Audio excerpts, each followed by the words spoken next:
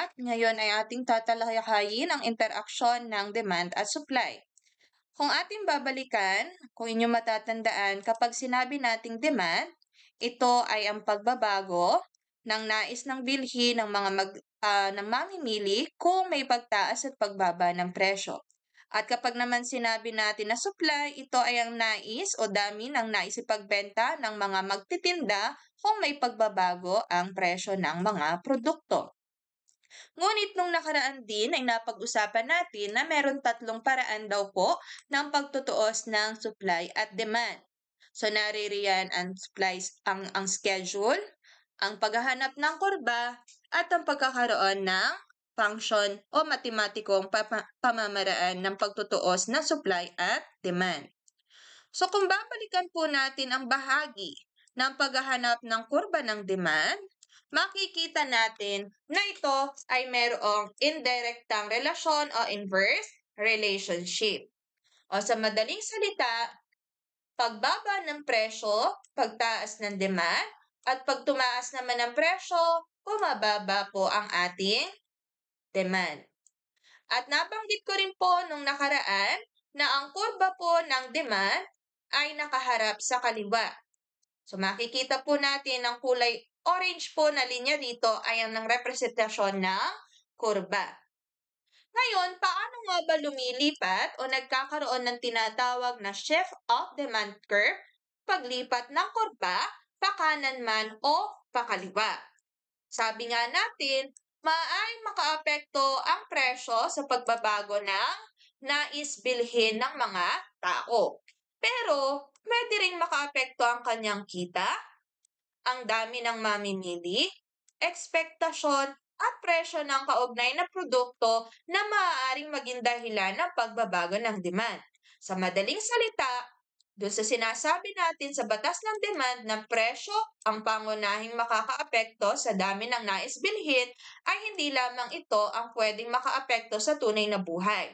Meron tayong ibang salik kaya nagkakaroon ng shift of demand curve o paglipat ng kurba ng demand pakanan o pakaliwa.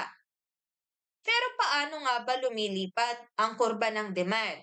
So kung dati, isa lamang ang ating dami ng demand at ito'y representasyon ng QD, ngayon may 2 na tayong representasyon ng pagbabago ng demand. Meron tayong QD1, meron po tayong tinatawag na QD2, ang pagbabago na mayroong ibang sali.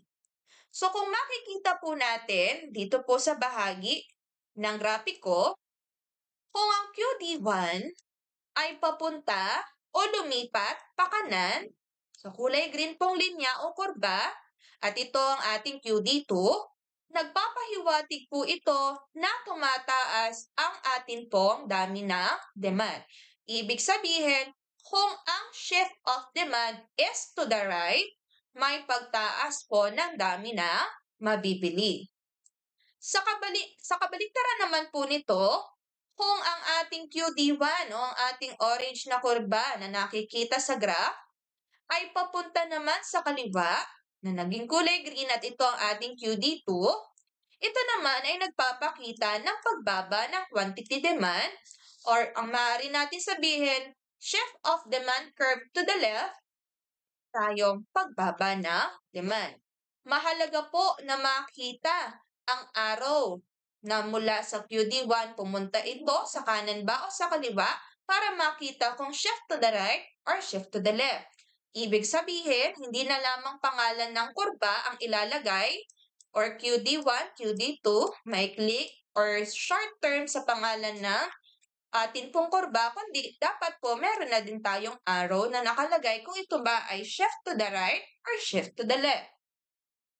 Ngayon, bigyan natin ng example kung paano nga ba tayo lilipat o yung kurba ng demand ay lilipat pakanan o pakaliwa. Sa normal pong schedule, makikita natin ang presyo lamang at isang dami ng produkto.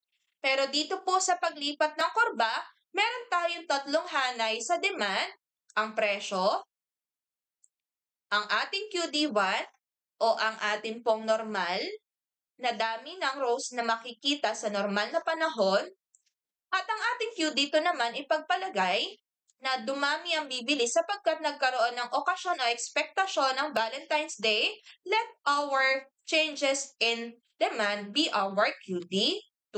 And our original demand, let it be our QD1. So sa atin pong schedule, makikita nyo na agad na nung ang presyo ay 20 pesos sa karaniwang panahon, 80 ang dami. Pero nung nagkaroon ng Valentine's Day, naging 100. So makikita natin talaga na may pagbabago. Pero paano natin siya makikita sa graph? So tingnan po natin kung paano siya naman makikita sa graph. Ipagpalagay, unahin muna natin ang paggagawa ng graph. Sabi ko nga sa inyo, bago kayo mag-plot ng bawat sitwasyon, gumawa muna ng graph. Gumawa tayo ng letrang L, representasyon ng ating graph. Ngayon, pagkagawa po ninyo ng graph, kagaya ng normal nating ginagawa, maglagay ng mga presyo na nasa y-axis. So, sa ating pong y-axis o yung patayo na bahagi ng letrang L, ilagay natin ang mga presyo. 20, 24, 30, 35. 20, 24, 30, 35. Sunod po dito, ilagay naman natin lahat ng dami ng mabibili or quantity demanded. Ibig sabihin, hindi lamang nilalaman ng QD1, kundi pati nilalaman ng QD2, ilalagay po natin doon sa ating pong graph. So, tingnan natin sa pinakamababa, sa QD1 at QD2. So, ang pinakamababa, 5. So, nakalagay na po doon. Sunod, sa QD2, ano naman pinakamababa? 25. Sunod, sa QD1, 30. Sunod, sa QD2, 50.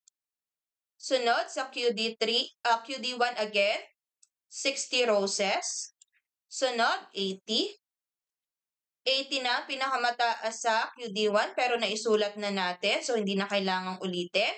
Pero hindi pa tapos ang sa QD2, kaya ilalagay natin ang 100. So, naunawaan ba? Ilalagay lahat ng dami ng demand sa QD doon sa QD1 at QD2 sa atin pong graph. Ganun pa rin, kung alin ang pinakamaliit na presyo o ang dami, ilalagay po natin yon magkakasunod from nearest to zero and then yung pinakamalaki po na number. Ngayon, simulan nating i-plot ang bawat sitwasyon. Gagamit po ako ng green na pen. So, unahin natin ang sitwasyon A sa QD1. So, wag pong pagsasabayin ng pagpa-plot ng QD1 at QD2. Unahin po muna ang QD1. So, i-represent natin yun ng kulay green. So, ito po yun. Kung ang presyo daw ay 20, ang dami daw po ay 80. So, ilagay po natin sitwasyon A. Kung ang dami naman, kung ang presyo naman sa sitwasyon B ay 24, ang dami naman ay 60. So, makikita po natin yan dun sa graph. Kulay green. Sitwasyon B. Sa sitwasyon C naman, kung ang ating presyo ay 30, ang atin daw po na QD1 ay 30 roses. So, ito po yun, 30. Sa atin lamang pong i-erase ang mga kulay para mas madali. Next, sa atin naman sitwasyon D, kung ang presyo ay 35, ang dami ng roses ay 5. So, itingnan natin sa graph. 35 ang presyo, ang dami ay 5. Sitwasyon D. So, ating lagyan ng linyahan. Ano ang pangalan ng kurba na ito? Ang pangalan ng unang kurba ay QD1. So, dati di ba nilalagay natin, mahaba pa siya, ang nakalagay ay kurba ng mabibiling roses. Ngayon, paikliin natin dahil dalawa ang ating kurba. Ilagay na lang natin ay QD1. Excuse me po. Next. Hindi pa tayo tapos sapagkat kailangan pa natin daw i-graph ang atin namang QD2. So, tingin ulit tayo sa sitwasyon A. Kulayan naman natin ng orange. So, ang presyo pa din ay yung ating pong gagamitin sa schedule, ngunit tingin naman tayo sa table or sa column ng QD2. So kung ang presyo daw po ay 20, ang dami, sabi sa schedule, ay 100. So lagay natin yun ang sitwasyon A. Kung ang presyo naman daw sa sitwasyon B ay 24, tingin ulit sa table na pinaglalagyan ng QD2. Yun naman daw po ang ating sitwasyon B. Kung atin namang presyo ay 30, ang atin daw pong dami ng roses sa Q dito ay 50. So, ari po iyon. Makikita ulit sa graph. Point C. Kung ang presyo naman ay 35, ang dami ng rows ay 25. So, ito po iyon. Point D. So, ngayon, guhitan natin ang kurba ng kulay orange. Ano naman ang pangalan ng kurbang ito? So, ang pangalan naman po na ating kurba ay QD2. So, no need po na lagyan ng arrow sapagkat maaari tayong malito kung nasaan ang shift of demand. So, lagyan lamang po ng pangalan sa malapit doon sa kurba na nire-representa. Ito ba QD1 o QD2? So, hindi po pwedeng magkabaliktad ang pinapangalanan yung kurba. Kung ano yung unang drawing ninyong kurba, yun ang ating QD1. At kung ano yung pangalawa nyong iginuhit na kurba, yun ang ating pong QD2. Ngayon, hindi pa dyan natatapos ang pagdodrawing ng ating kurba. Kailangan pang makita kung shift of demand to the left or to the right. So, yung ating pong kulay green na kurba, yan ating QD1, saan siya pumunta o lumipat? Sa kanan ba o sa kaliwa? 'Di ba lumipat siya papuntang kanan? Yun, lagyan po natin ng arrow. Pumunta yung ating QD1 sa QD2 pakanan. Anong ibig sabihin nun sa interpretasyon? Makikita siya ngayon sa interpretasyon. Ibig sabihin, ito po ang ating interpretasyon. Makikita natin sa graph na kung may okasyon o Valentine's Day, lilipat daw pakanan ang ating kurba. Anong ibig sabihin nun? May pagtaas ng quantity ng rose, ang QD1 na orihinal na dami ng bibilhin ng consumer, at ang QD2 naman ay ang demand ng rose na mabibili kung may Valentine's Day. So, napakasimple ng interpretasyon. Hindi na kailangang ipaliwanag ang bawat sitwasyon. Sasabihin mo lamang kung anong nangyari sa kurba ng demand, shift to the left or shift to the right. And then, sasabihin mo din lamang kung ano ang salik na nakaapekto. Sabi nga sa ating Q dito, ang dami ng rose ay dahil sa pagkakaroon ng Valentine's Day expectation ang ating okasyon. Napakasimple, di ba? Yun po ang paglipat ng kurba ng demand. So, ang ating example, pumunta siya sa kanan. Pero maaari sa ating exam, pwede siyang pumunta sa kaliwa. Ibig sabihin naman, may pagbaba ng dami ng demand. Nawa po'y nauunawaan ng bawat isa. Ngayon naman, tumako tayo sa paglipat naman ng kurba ng supply. Ang supply daw po kabaliktaran ng demand, meron naman tong direktang relasyon o direct relationship. Anong ibig sabihin nun? Pagtaas ng presyo, pagdami ng nais ibenta ng mga magtitinda. At sa pagbaba naman ng presyo, baba rin ng dami ng nais ibenta ng mga magtitinda. O sa madaling salita, ang kurba daw ng supply ay nakabuka naman pakanan doon daw sa ating grafikong representasyon or graph. Ngayon, tingnan naman natin kung ano ang mga salik na nakakaapekto sa supply. Bukod daw sa presyo, ang maaari daw makaapekto sa dami ng nais ibenta ng mga nagtitinda ay dami ng nagtitinda dahil ng kompetisyon, teknolohiya, presyo ng kaugnay na salik ng produksyon, ekspektasyon, at dapat daw hindi nababago ang presyo at ang dami lamang ng supply ang maaaring makaapekto dito. Kaya nga makikita nyo sa ating schedule, kagaya ng sa demand, ang nababago lamang ay dami at hindi ang presyo. So, tingnan natin kung paano nga ba kung ang atin pong supply or ang original na supply which is our QS ay pumunta pakanan. So kapag may shift of supply curve to the right, ibig sabihin meron daw pagtaas ng dami ng supply. Kapag naman daw shift to the left, yung QS pumunta pakaliwa, meron daw tayong pagbaba or shift to the left, ibig sabihin decrease naman ang nais ibenta ng mga magtitinda. So, bigyan natin ng example para mas maunawaan. Kagaya kanina sa demand, ang presyo hindi magbabago, pero mababago ang dami ng nais ibenta dahil ng salik ng supply. So, dito sa ating graph, ang ating QS1 ay ang original na dami ng supply na ibebenta kung karaniwang panahon. Pero sa ating QS2, nabago ang dami ng nais ibenta dahil nagkaroon ng mahal na araw. Ibig sabihin, ang mga tao ine-expect ng magtitinda na mas kakain ng isda. Kaya kung mapapansin ninyo sa sitwasyon A, dati sa karaniwang panahon, kung ang presyo ay 100, bibili lamang ng 5 kilong tilapia ang mamimili. Pero nung mahal na araw, maaari daw bumili ng mas maraming isda dahil nga o magbebenta ng mas maraming isda ang mga magtitinda dahil alam nilang marami din ang bibili. So, atin pong i-plot yun sa graph.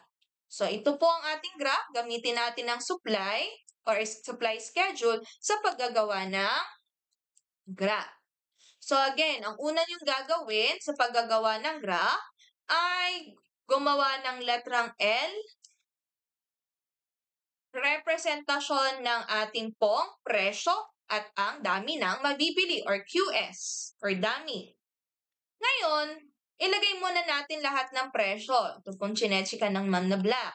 So, ano ang ating pinakamababang presyo? 100, 200, 250, 350. Ngayon, tapos na nating ilagay lahat ng presyo. Ano naman ang ating isusunod? Ilagay lahat ng QS. Yung nakalagay sa QS1 at nakalagay sa QS2. So, ano yung mga pinakamababa muna? 5, 10. So, hindi na kailangang ulitin ng 10 kung nailagay na iyon po sa ating label. Kasi meron na. 20, 25, 30, 40, 55.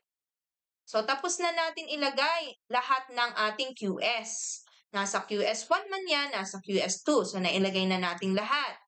Ngayon, mag-plot naman tayo. Kulayan natin ng dilaw. Again, ang uunahin muna ay QS1. Huwag pagsasabayin ang QS2 at QS1 sa pagpa-plot. Unahin muna ang QS1. Yung kulay dilaw, ipagpalagay daw na 100 ang presyo sa sitwasyon A, ano daw ang dami na ipagbebenta? 5.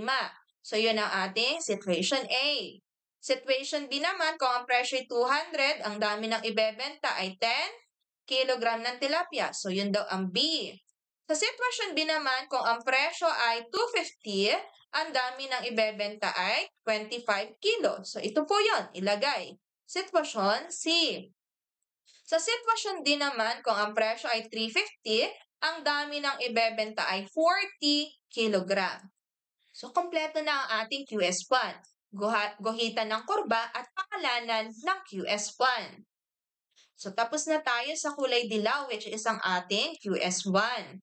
Ngayon, tapusin natin ang paglalagay ng paglipat. Gamitin naman natin ang kulay blue sa representasyon ng paglalagay ng QS2. So, sa sitwasyon A, kung ang presyo daw ay 100, ang dami ay 10. So, ito na daw po yun, which is our situation A. Kung ang atin naman pong presyo sa sitwasyon B ay 200, ang dami naman ay 20. So, ito po iyon. Ilagay, situation B. Sa situation C naman, kung ang presyo ay 250, ito po, ang dami daw ay 30. Huwag malilito, huwag titingin sa QS1. Doon tayo sa QS2 sa kulay blue. So, yun po ay situation C. Ito ang 30. Kung ang presyo naman ay 350, tingin ulit sa graph, 350 ito po, sineshade ng Ma'am na blue. Ano ang QS2? 55. So ito, tingin ulit doon. Yan ang ating sitwasyon D. So na-plot na natin lahat na nasa nasa QS2. So drawingan na natin ang kurba. So anong pangalan ng kurba na yan? Yung kulay blue, siya ay QS2.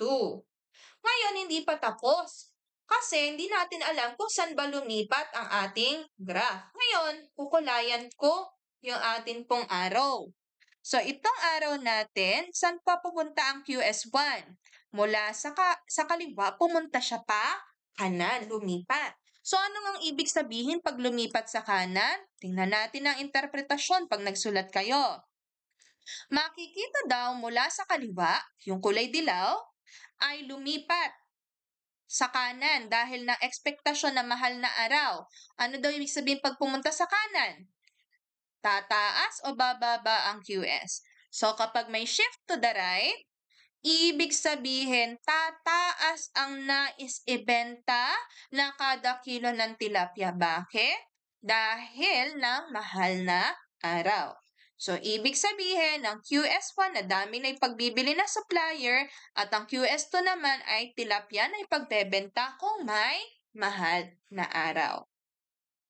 So, sana po ay naunawaan ninyo ang atin pong paglipat na kurba ng demand at kurba ng supply. So, again, napakadali lamang naman.